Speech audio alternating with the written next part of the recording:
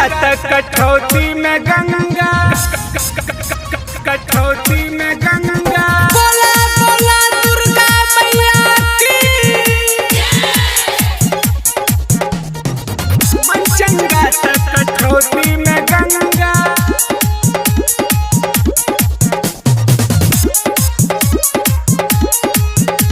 कठौती में गंगा, गंगा। चल तो ने काम छौरा गंगा जल छिड़काला से जदी ने ठीक से न होइबे।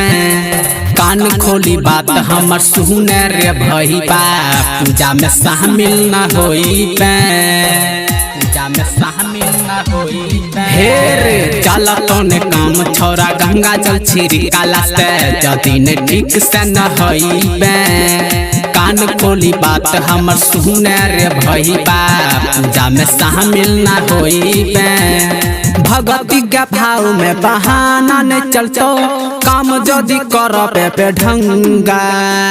झूठो के भाई बारे लै छत पंगा, मन चंगा तक कठौती में गंगा। झूठो के भाई बारे लै छत पंगा, मन चंगा तक कठौती में गंगा, मन चंगा तक कठौती में गंगा। बोला बोला दुर्गा मैया की।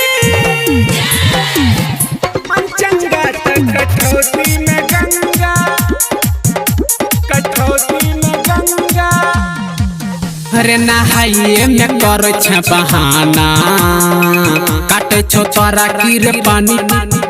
रे आरो नियम कैसे करबे, हमरा बताए दे रे तनी। रे रे भाई छकसाई गमछा झोर पगलिए बुलाई रे सुन भाई, चपल में पलटिए नहाई रे सुन भाई।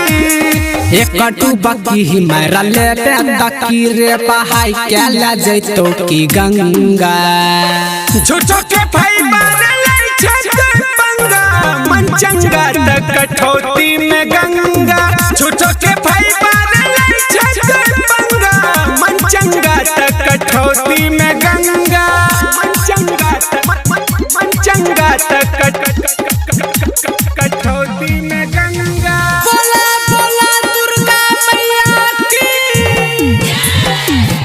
मन चंगा तक कठौती में गंगा, कठौती में गंगा।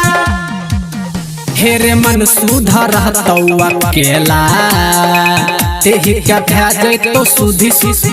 तू ही बोले रे भई पाया जइया, कहिया कैया कर बुद्धि।